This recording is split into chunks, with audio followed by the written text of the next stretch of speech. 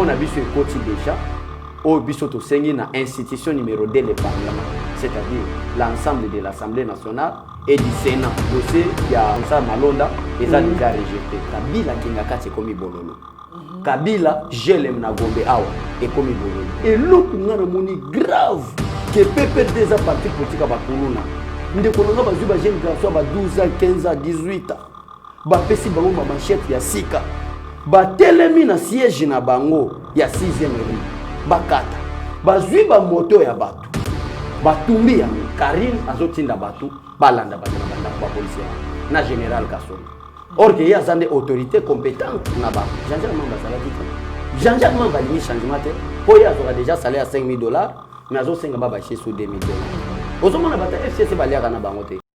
Opération ya GoFundMe auto récolter ba moyen. Papa na biso Stéphane Kankou aux États-Unis azali ko organiser les biso collecte et récolte bongo ya 15 000 $ à travers GoFundMe au kotika kana application wana et kopesa yo modalité à souscription au souscrit les autres azali bongo 72 000 abonnés ceux qui kaka abonné moko à souscrire ne serait-ce que $1 ya pamba tozana 72 000 $. Kachapé zali aux Zuka numéro au Steve Konde affiché ou associé on animna na combo ya papa Stéphane Kankou. Monsieur Stéphane Kankou. Viens à biso Stéphane Kankou. Notre partenaire aux États, à partir des États-Unis, c'est Stéphane Kankou. Cash App, vous contribuez à combat Stéphane Kankou. Directement, coupé sans possibilité, il y a qu'à souscrire bon yo, Western Union Ezali, Manigram Ezali, M-Pesa, Tigo Cash, Airtel Money. GoFundMe, vous contribuer pour la Yeba TV en tout cas et vous allez bien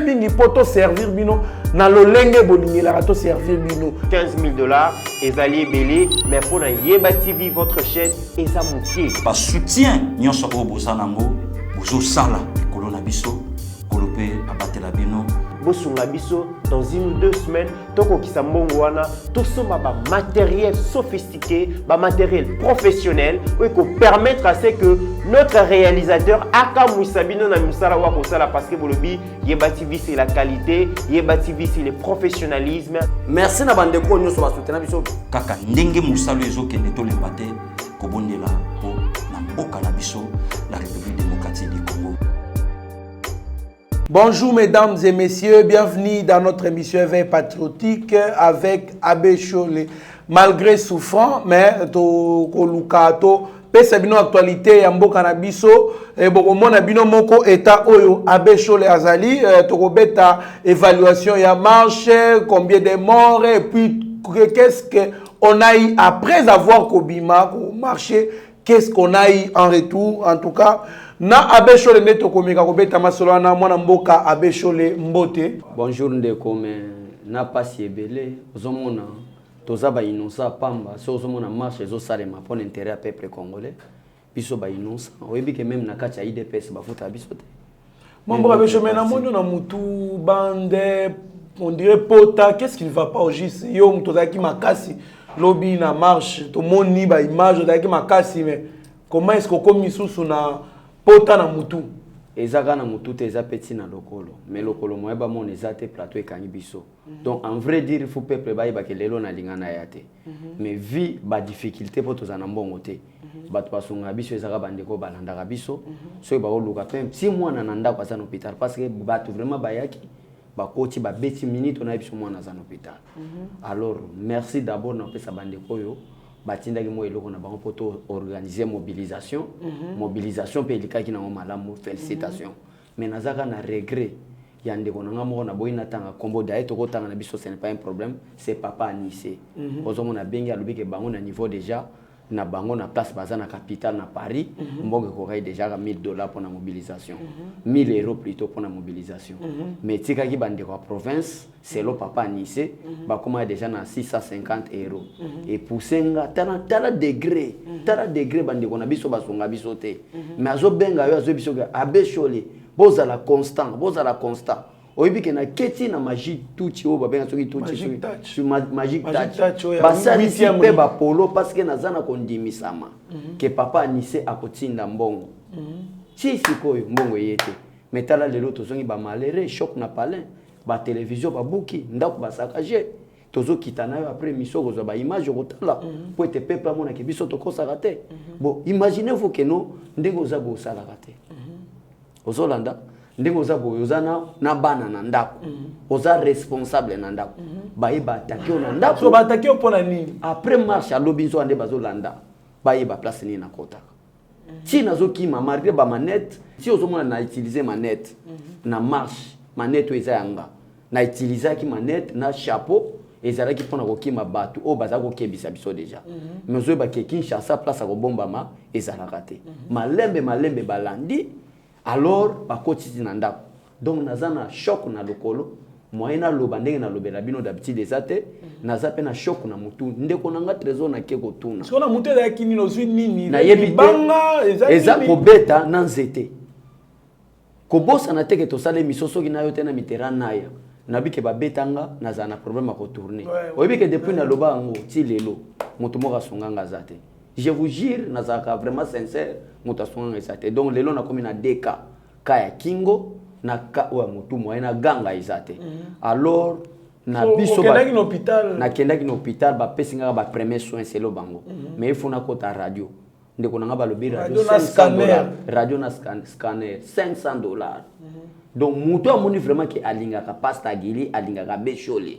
to le kaka awa si réellement ba promesse bo pesa biso que on est ensemble on vous soutient na komi na problème na ya ngai na ya mwana na mutu eza na choc soki na fongoli bande oyo na talisi bino mutu bo mona vraiment misuni ya kati ezo monana alors soki to ke belé ko loba na dossier ebele bato ba kansake to kulingi to komisa chaîne na biso Yeba TV place wa ya osenga bato ngana lingi na loba kaka en bon entendeur sali oyo moni ki aza mutu mawa motema mawa parce que nyonso même yanda ko ba piller tout papier soko comme na mais aussi petit rapport na parti na wuchi hôpital après hôpital nde obengi ngana ko expliquer awa pona bande ko bamona biso après ko bima awa nazo kende tina parti na pesa rapport c'est bon mwana mboka Abesho na sur message et leki et puis ba tubalanda kayo baza batumoko ba soutenaka pe IDPS atana musika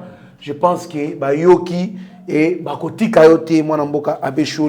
Évaluation ya marche est-ce que esimbi bayoki bino et puis qui doit répondre réellement à votre demande? Celui qui doit répondre, c'est l'institution numéro 2 de la République, qu'on appelle le Parlement. Le Parlement, on a place mémo, on a biché côté. Pour battre belé. Est-ce que botiki mémo? Mémo et côté. Et côté, beaucoup qui n'a parlé de mais mémo, yo quand c'est mémo, ils ont papier. Non, ils ont n'a ni bon commit. Mémo. Il y a un autre mémo et côté. Attends, au côté qui connaît. Bagage et bétami, il y a 3 morts. Na bibe to koma na place ba morwana to définir peto tanga na ba kombo ya bato to soupçonner ba roza la beauté ya ba morwana moi si morwana mobali meto kende kuna il y a des morts et marche biso to 3 morts je vous dis la vérité beaucoup de blessés à kolobate to kolobelango entre autres yo posa parmi ba blessés na pe na za parmi ba blessés et blessés anga bolanda tende na leka na Yeba TV na loba boy bato ba yebinga ndenge na loba ba mo ke na ko ate plus na loba boy. Donc on a senti que moi makila ils ont soigné ça n'a pas si na moto mais problème ezate to le katolo to semi salika mango danger te moto so azana bolingo ko salisa a ko salisoka ata bo le bebele to ça la politique ndenge politique bengi biso nous to déposer même au peuple congolais même on a biso ekoti même on a biso ekoti déjà au biso to sengi na institution numéro 2 le parlement c'est-à-dire l'ensemble de l'Assemblée nationale et du Sénat. Moni memo en tout cas dossier ya Ronsard Malonda et ça déjà rejeté mais na kati ya memo na biso to sengi pe na président de la République to za na posa confiance to za na confiance ba député na ba sénateur té so akoki ko dissoudre le parlement alors le président va nous répondre dans quelques jours mais moi ne komi pe ko ta président bon réserver copie réserver copie pour to déposer na ba institution nyonso de la République comme copie pour information. Baye ba souci à peuple congolais. Aujourd'hui, on a besoin de aller régi par les principes qu'on appelle la Constitution. Ni ne te décide la loi. Alors, pour nous informer, batonyo so to luka ki moye to lekisango na benstitution so baye ba désir ya peuple aligné peuple a boy parlement peuple aboyi Ronsard Malonda à la tête de la CENI. Oyebi na ville à Kinshasa, tous à la plus de 12 millions. Mais bateau babimi to bima plus de 25 millions. Pamso ba uti ba matadi, pamso ba 12 millions, bateau même plus de 25 millions. Pamso ba uti ba province balier ko région entre biso awa na Kinshasa. Donc ils allaient qui au pesi mboa boyi. Moi mboka bechole appel na bino et yambami na ba province nyonso, je dis les 11 provinces non démembrées, à part Kokabolo Bakawe Bango, toutes les provinces ont répondu présentes dans la marche Nabino. Alors, est-ce que sorti wane salemi, bateau bakoufi, bateau bazoki, et cause a un impact dans la demande Nabino? D'abord, nous avons informé le Roman pour éviter. Depuis le président de la République à Bruxelles, et ça qui voyage qui n'a eu un long et large et ça qui mission diplomatique et secrète. Jusqu'à présent, contenu n'a pas été. Mais nous avons détaillé le peuple congolais. Avant marche, il y a eu des PES. Président de la République à Bimi. Nous avons le peuple congolais balanda biso na Yeba TV.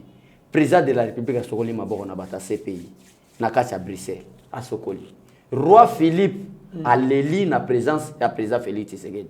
Je crois aux Hollandais ba chaîne étrangère princesse Moba benge Erasmalta. Soki Erasmalta excusez-moi na kombo peut-être na bengi mabe eza kombo mo makasi. Azali princesse c'est-à-dire moko abimi na kati ya famille ya roi. A l'éli a lui que sengeli gouvernement to royaume ya Belgique basenga bolimbisi na peuple congolais. Le président de la République a comme na kati à Bruxelles. Ndeko nanga peuple congolais la nanga nzambe likola zo mona. Roi Philippe afukami aleli. Alobi colonisation na Congo eleka ki na ndenga mabe. Landa même batté vers 5 monde okoyo kande basala ngo polémique. Aleli que polémique nani esengeli roi basenga bolimbisi. Alors on ezaki première mission. Deuxième mission, force ya autant même des généraux. Ya bengana Kadhafi. Bengana Kadhafi. Bakutani na président Félix Tshisekedi na Bruxelles. Yango zo mona mission précédente. To sala kina yo awa. To loba qui était mission à président Félix Tshisekedi. Et sa mission moko secrète et diplomatique. Ba généraux ya force autant. Oyebi na force autant quels sont les pays là? C'est les États-Unis. Parce que c'est mon domaine en relation internationale. Autant ça veut dire organisation de l'Atlantique du Nord. Donc, Ezali, l'Isanga, c'est la sécurité collective. Il y a Mboka, il y a Occidentaux. C'est-à-dire les États-Unis sont là, les Français, voilà, les armée, et ça les force dans la sécurité collective. Donc, ils se sécuriser mutuellement. Au attaquer pays membre ya autant, c'est bango surtout basangeli. Voilà. Ndena général na bango. Akutanaki na président Félix Tshisekedi. Si président Félix Tshisekedi a yao. Donc toute vérité kolobango na Yeba TV batebele babanga reza mabe. Nde yango zomona Kabila kinga kati komi bololo. Kabila jelem na Gombe awa e komi bololo. Lobi Kabila uti kozala na boma. Boma oya ba Congo na Congo central. Akomi lokola artiste ko boaka ka bambongo. Mbongo oya yibi na peuple congolais. Kabila komi sango objet ko boaka. Pourquoi akomi kokima na boma? Parce que a intimidé qui peuple congolais na ndeko na ye o aza gouverner Zoé Kabila ko azo sala azo leka na revia troupe en revue mais nazo biso kuna nyoso côté ya Kalemi kuna nyoso les américains nde yango zo mona moko les américains ont fait nde yango zo mona moko a mission ya président Félix Tshisekedi na Bruxelles force yo temps wana balingi bazwa parce que na ba frontière nyoso na ba pays voisins tozana ngo frontière za mulai ko leka mingi za frontière biso na Angola siko force yo temps balingi batia base na bango wana. On est un premier partenariat, il y a qu'à contrôler les frontières entre la République démocratique du Congo et l'Angola. Alors, ndé Kabila comprendre que le col a un problème na batu autant. Ndé angozo mona Kabila comme mbeya moya fanda place moko ezate. Deuxièmement, balingi ba former les bison espace il y a 2 ans au Ezoya Liboso, plus de 25 000 commandos et parachutistes na force autant. Mais bah on va parachuter il faut ba uta. Déjà tout est terminé. Tout est terminé. Première équipe déjà bazar. Ah bon? Première équipe nazo. Au mona, si on a différence à tenir au mona nante. Ba marque ba tenir ba garde républicain bazolata. Ndé yango o ba garde président Félix Tshisekedi alata. Ndé ba système na. Déjà une grande partie ba yi. Ndé yango so mona na force on a il faut 2 ans aux Oya Liboso, tous ont plus de 25 000 commandos et parachutistes formés par l'OTAN. Nalobibé par l'OTAN. Alors, peuple congolais, monsieur Ezalaki Kitoko. Opération, il y a GoFundMe, autres ont récolté des moyens. Papa Nabiso Stéphane Kankou aux États-Unis, Azali ko organiser les biso collecte et récolte, bon, il y a 15 000 $ à travers GoFundMe. Au Kotika Kana. Application wana ekopé sa yo modalité à souscription au souscrit les autres allez bon 72 000 abonnés ceux qui kaka abonné moko à souscrire ne serait-ce que $1 ya pamba tozana 72 000 $. Kachapé zali au zuka numéro au Steve Konde affiché ou associé on animna na combo ya papa Stéphane Kankou. Monsieur Stéphane Kankou. Viens à biso Stéphane Kankou. Notre partenaire aux États, à partir des États-Unis, c'est Stéphane Kankou. Cash App, vous contribuez à combat Stéphane Kankou. Directement, couper sans possibilité, il y a qu'à souscrire bon on a yo, Western Union Ezali, Manigram Ezali, M-Pesa, Tigo Cash, Airtel Money. GoFundMe, vous contribuez pour la Yeba TV en tout cas et vous allez bien pour te servir bino. Na lolenge bolingi la rato servir bino 15 000 $, Ezali Belé, mais pour la Yeba TV, votre chaîne, Eza Moutier. Par soutien, nyonso o bozanango, bozo sala, kolona biso, kolope abatela bino. Bosunga biso dans 1 ou 2 semaines, toko kisambongo wana, tout ça ba matériel sophistiqué, ba matériel professionnel, oui qu'on permettre à ce que notre réalisateur aka muisabino na misala wa kosala parce que bolobi Yeba TV c'est la qualité, Yeba TV c'est le professionnalisme. Merci na bande ko nyoso ba soutenir biso Kaka ndenge musalo ezokende to lembate kobondela po na mboka na biso la République démocratique du Congo. Place président Félix Tshisekedi a sokoli mabo. Président Félix Tshisekedi était clair. Parce que tu sais, ce pays, il faut baya, équipe à ce pays, il faut baya. Déjà, quand c'est là, il y a besoin de konanga. Imaginez-vous, il y a un journaliste, Oyo, il y a chaîne, Togo Tanga chaîne na Yawa, Babenga le Congo est à nous, na Kombo ya Mubengai. A diaboliser Batupona Kolobaete, le président de la République a une mission moko secrète na Bruxelles parce que Balobi qui a empoisonné. Moutaloba qui a un journaliste mo Babenga Mubengai ya Congo est à nous. Ozoland. Or que mission président Félix Tshisekedi akendaki tala batu oya kutani nae ezali bana même le premier ministre d'Israël américain il y avait une délégation des Américains même le premier ministre d'Israël a gâti voyage aux États-Unis pour rencontrer le président Félix Tshisekedi et tant kutani na président Félix Tshisekedi na sorti nae alors voici l'homme qu'on cherchait pour les intérêts des Africains et particulièrement les intérêts des Congolais. Et à la fin, nous à Bruxelles pour le président de la République, Aya jeudi au Tozaki na marche lobby na Tongo. Aya a koutani na délégation à ces pays. Yok makamu président Félix Tshisekedi a yebisi ba délégué à ces pays.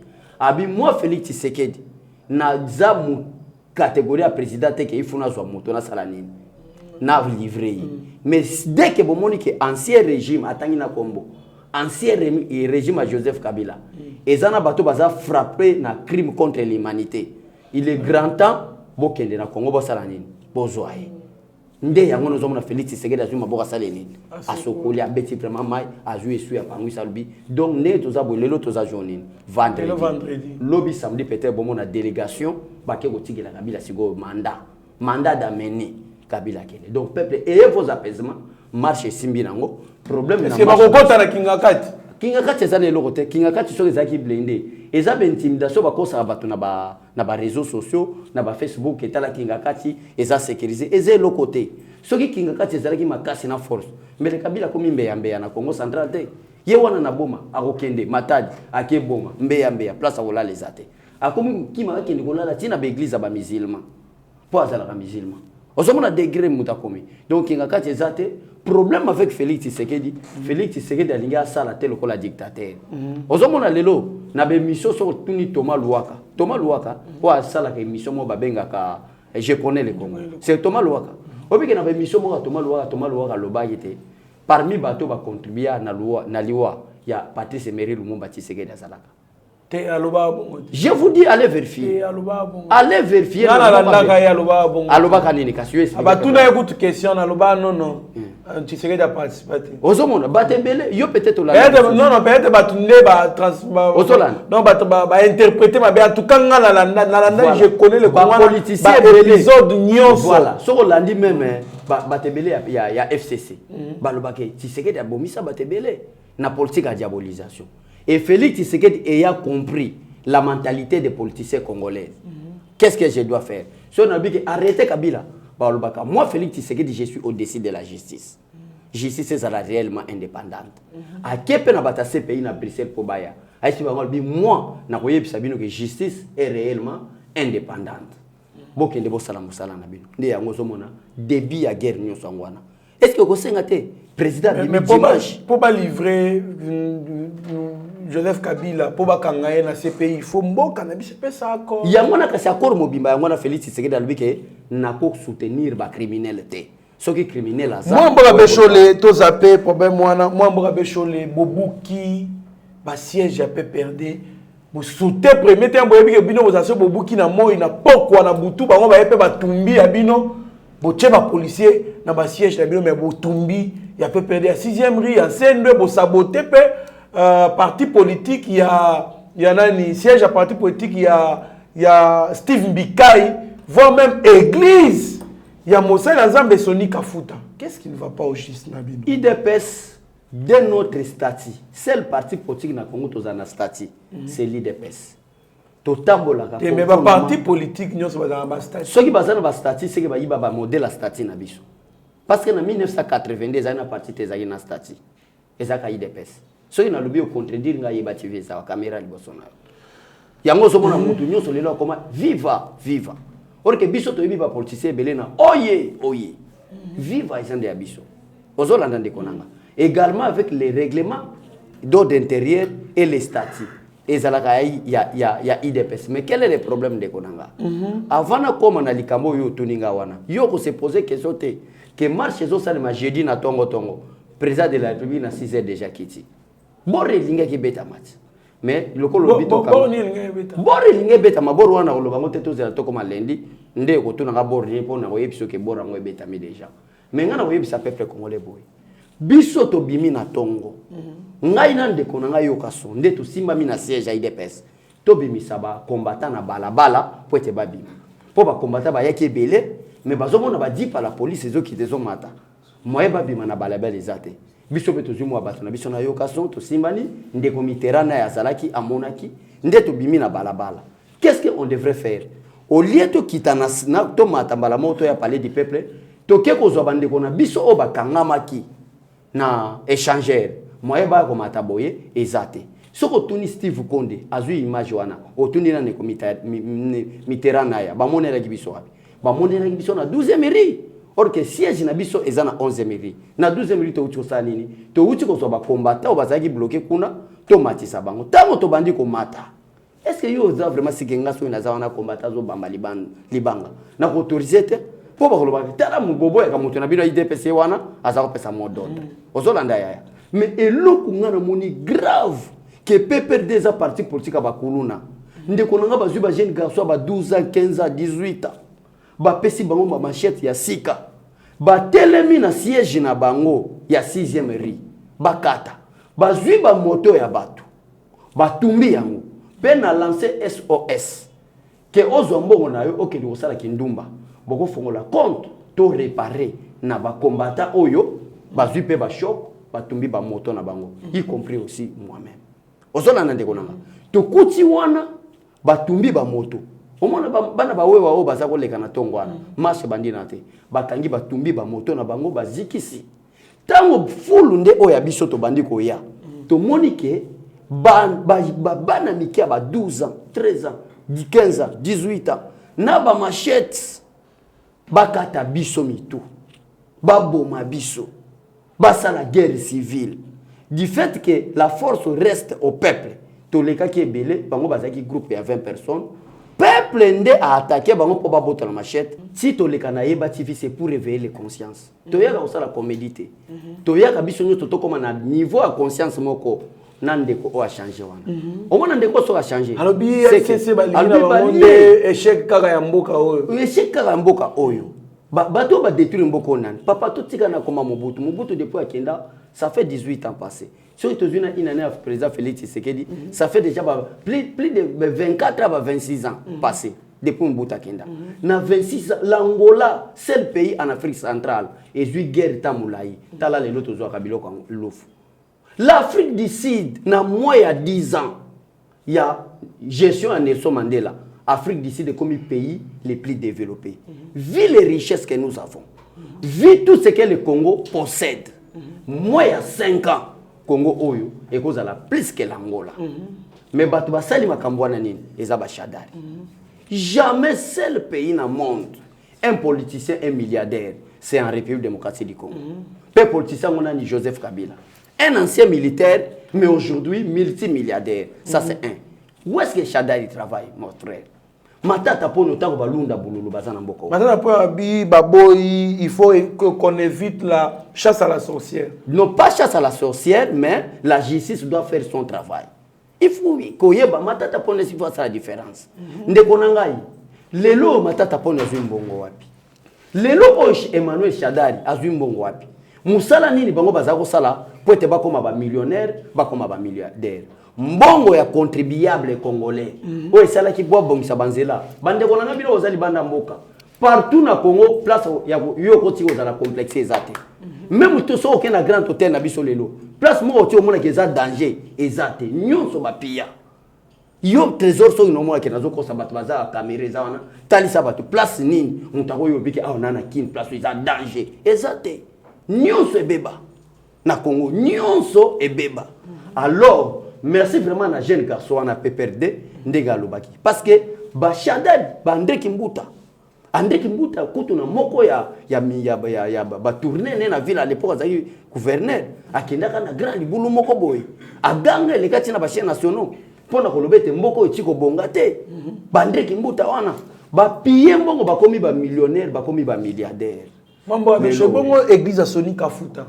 Soni Kafuta na yebite na linga koloba mabe ba serviteur de diété. Mais ndé na mona Soni Kafuta na linga kana zappé de loko na ye. Yé moko repentance côté là changé. Merci beaucoup. Moi mboka Abéchol en tout cas merci beaucoup. Augustin Kabouya, secrétaire général il y a IDPS à sa déclaration lobby par rapport il y a ba mort, ba blessé, n'engé marche les cas qui ba saccagé, ba panzi batou, Congo mobimba partout marche ça y qui ba panzi batou. Pour naïe azoser une démission ya ministre intérieur Gilbert Kankonde. O azali moi na ya IDPS. Guerre est commis sous bino na bino mwana mboka bicho. Te na IDPS tozana na guerre te, na IDPS tozana problème de ya ba valeur. Parce que l'ita IDPS eza pour na lutter pour l'intérêt ya peuple congolais. Même le président de la République, il y a un message qui est clair. Alors, qui était, à tous les gens qui sont là, à tous les gens qui sont là, Mouninga na ibotanga na ye. Amoni était, au komiko yiba mbonga alba, oui, aux gens qui sont là, alba kayango. Pour nani nazongi cet exemple wana. Nazongi cet exemple pour na yibsa batu était. Biso toza na système, ou soit na régime, il y a autorisation te. Tozali na régime, il y a information. C'est conformément à l'article 26 des statuts. Si vous connaissez la liberté de manifestation est garantie. Article 26. Toute manifestation sur les voies publiques ou en plein air impose aux organisateurs d'informer, pas de demander l'autorisation, mais d'informer par écrit l'autorité administrative compétente. L'autorité administrative compétente, c'est qui? C'est le gouverneur Gentini Ngobi. Le Kola Tozali na ville Kinshasa. Mais Azan a droit de par rapport à l'écriture. Azan a droit de porter biso sécurité pour que marche à la bien sécurité. Mais il faut que tu aies un état d'urgence. Un état d'urgence, tu as une règle, il y a état d'urgence. Mais pour ça qu'on a état d'urgence, c'est puisque vous avez un ngoulou par la yo mona ibiso na bakashinete. To sala ki émission. Bakashine mais baloba il faut respecter distance. To sala ki na ba distance 1 mètre. Yango zo mona ke. Mwana mboka. To sala ki na ba distance. Mais président Boya manifestation, nous surtout il y a plus de 20 personnes en public. Le peuple est au-dessus même du président de la République. Ça, ce n'est pas un parti politique, c'est le peuple. Il y a un article 5 de la Constitution qui dit que le peuple est souverain. C'est-à-dire la souveraineté de la République démocratique du Congo ne dépend pas du président de la République, moins encore de l'Assemblée ou Sénat ou de la justice, mais dépend du peuple congolais. Mais comment est-ce que Bino Bolingi, VPM Gilbert Kankona s'est comporté en militant de l'IDPS plutôt en un homme d'État? Le problème avec l'IDPS, Sengi a se comporté en militant. Donc Sengi a se comporté à un homme responsable et en tant que patron de la sécurité. Il y a eu le service du ministre intérieur, DGM, ANER, la police. Les patrons de la sécurité. Le service on sur le tangelo, et ça a service de la sécurité. ANER, na ANER, na tangi nyonso. Wana nyonso ba service de la sécurité. Karine azotinda batu, balanda batu na banda ba policier wana. Na général Kasongo. Or que y a des autorités compétentes na bango. Bon boka becho to moni pe ba drapeau ya MLC na kati ya marche wana en tout cas na ebité bosangani lisusu to pe bozali kwa kive MLC bazalaki bato ba complotaki contre Jean-Marc Kabund na Assemblée nationale, surtout que d'ailleurs mutu a initié qui pétition oyo sali ke ba révoquer ou ça ba longola Jean-Marc Kabund na poste na yazaki na ngona assemblée na bureau Assemblée nationale ezali moko ya ba député ya MLC Jean-Jacques Mamba. Mais tout moni MLC na drapeau, banderole, bakomi entre un ami et un frère, le choix est clair. Basimbi drapeau et DPS na MLC, qu'est-ce qui ne va pas au juste? C'est que Mike Amer, Asali Moussala Makasi. Wana premièrement Marc Amer, tes intérêt en boka. Ba comprendre les groupes ya baza ba nationalité douteuse. Balingi bazomboka na biso en otage. Bande ko na biso pe MLC ba comprendre que Tomata to kita Félix Tshisekedi d'après tout. Azande ko na biso congolais. Pourquoi to kotika ye na kati ya problème oyo batu oyo bazana ba nationalité douteuse ba ko attaquer wana premièrement. Deuxièmement question no lingo poser nga so mona ki Jean-Jacques Mamba na terrain. Jean-Jacques Mamba sala kite. Wana za militant ou alingi changement. Jean-Jacques Mamba alingi changement te. Po ya aura déjà salaire à $5,000. Mais azo senga ba baché sur $2,000. Ozomona bata FCC baliaka na bango te. So oliena bango ti ozolia na bango na ba pesolo bazo ba photo e bate. Jour ko tenga mabazu ba photo basani ba bimisio. Tala ninga ba ridiculiser ki ndeko na biso Jean-Jacques Mamba. Que ba corrompre pour na $10,000. Un député na mois ya 2 mois besoin $10,000. Mais ba ki corrompre pour na $10,000. Ya wana bike wana za militant changement. Wana za militant changement d'accord. Moi mboka becho to gagner temps parce que to comme na suka émission na biso bon mona qui dernièrement après avoir vivre ba procès à 100 jours da ki ba audience publique ba ola nango kongo bimba d'ailleurs na Kinshasa comme bengo novelas mais tu as remarqué que juste après condamnation ya monsieur Vital Kamerhe ba congolais particulièrement ba kinois ba comme kolata ba bilamba wana ya ba prisonnier balata ka jaune vert et jaune bleu plutôt na chapelé mais directeur ya prison makala alobi mutu nyonso ba komona lati bilamba wana ba ko supposer gazali évadé ya prison ba ko kanga pe ba ko sambisa ye réaction na yo avant na pesa répondre bilamba na batu baza ola tango ba congolais belé bazala yo za ola tango tenga za ola tango ngape na za ola tate sif konda za ola tate pas sagila za ola tate. Il faut bien définir la question. Ce sont les militants de l'INC. Nous avons une question par rapport au Nganaïbi. Et ça va congolais. Et ça groupe d'individus, il y a des militants, il y a un INC. Tout ça la vient à Bisso, qui est Aza Innocent, tout comme c'est loko. Mais vient à Banzonio comment 20 ans de prison.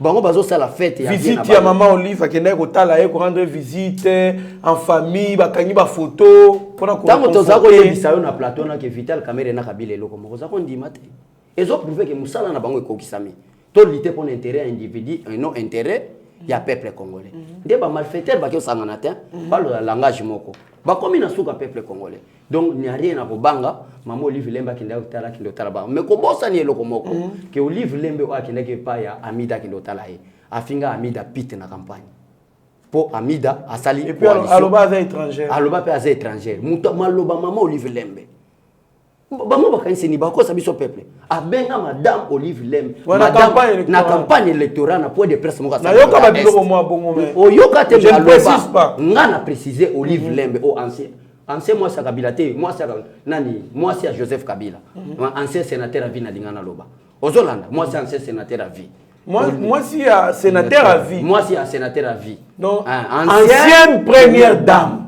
voilà. Maman Olive Lembe à ça la point de presse naé mais maman mi d'un côté fois que finga a que funda plutôt a benga lui une femme pète à conseiller ma comme contre Gazaki ancien moi c'est même piana moi c'est Didi qui noa ni tala lelo a comme goloba na kindo kotala complicité na bango pour na aussi sa président Félix Tshisekedi touche et vous allez ni les sans effet moi Mboka Bécholé monsieur Jamal très malade depuis la prison de Makala zo senga la président de la République wana asengi na mokonza mboka abimisa na Makala te président mutakangi te muyibi nende kanga ki azo isamboka ba congolais ba libérer un mot si Henri Magie 18 mois de servitude pénale pas bête à 20 ans de prison Henri Magie c'est un indiscipliné tu vas bêter 18 mois te 18 mois ils ont moqué na ça l'appel au contraire il faut 20 ans de prison. Merci beaucoup Mboka Bécholé, c'était pour nous un grand plaisir de vous recevoir dans l'émission Éveil patriotique. Okoki kota la caméra ya Mboka Steve Konde o loba maloba ya suka et puis surtout na ku ozina mutu o talisa ba nyonso to balingaka IDPS pe balingaka yo o ba sepela na makambu yo olobaka kutone ozoloba wana na kati soki na lobi boy na kati soki bakoki kosala nini pona yo. En tout cas, Steve Konde, Abécholé na maboko na yo. Merci beaucoup Trésor Kandolo malgré bakati ya ba difficulté na confiance na kaka na bato bazako lukaba yeba après match nini et salemi pas décision makasi ezozwama. Merci vraiment na bato nyonso ba soutenir na biso wana na moni mama Élysée mama nazana choc na moto roi mabi moyena ganga ndenge bolingaka na lobela ezate donc ça la passe na mitou car ndenge ndeko na Trésor Kandola uti koloba vraiment j'étais vraiment tabassé à mort alors moi eto kende nango musiki ezate po bato mayele belé baza ko tia ba commentaire Abécholé César solo moi eto kende belé ezate mais nazo ebisa bino je suis vraiment souffrant sérieusement vraiment ba soutien na bino ko zala malamu nzamba pambola bi merci beaucoup maman Prudence Mbombo na bande ko nyonso. Merci Nabino Botika la malam. Merci beaucoup Mwana Mboka Abécholé Nzambe apambola yo mokonzi mboka insécurité na Katanga.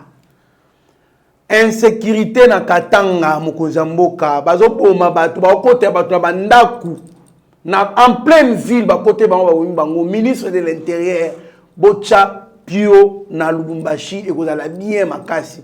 En tout cas, merci beaucoup. Tout le monde qui réunion et salema qui na ba cadre ou soit ba officier militaire ba réunion en salema pour na kocha kinya na mboka et vous en a bien makasi. Merci beaucoup na ba réunion tout balanda ki biso en tout cas Nzambe apambola ba réunion tout basungaka Yeba TV mon grand frère Bibert Chimbalanga Stéphane Kankou et sa charmante femme moi j'ai le Kankou la première en tout cas vous allez belé au ben tu sois comme maman Françoise Maman Françoise Kabouya, Monsieur Franklin Semi à partir de Congo Central, Binonyo Sotou, Bosungara, Yeba TV, Bosala. Branchez sur Yeba TV, vous avez décidé Steve Konde HD, en tout cas les petits génies, tout ce peu Makas Namoussala qui toque au lobby na terrain, tout le monde donc, lobby Mitterrand na pointe, Pasteur Guili à lobby na Rotika la terre, na CPM Makasi Abécholé, en tout cas, bon courage, na équipe Mwemba Yeba TV, Eric Moubiala. Notre DG Shadrack Lolo, équipe Mobimba, accompagnateur. Il y a Tongo, Midi, Poko, il y a Pasteur Guili, Bozali, Namotema. En tout cas, restez branchés sur notre chaîne. Vous ne serez en aucun cas décis. Mieux vaut être maître de son silence que plutôt esclave de ses propres mots. Merci.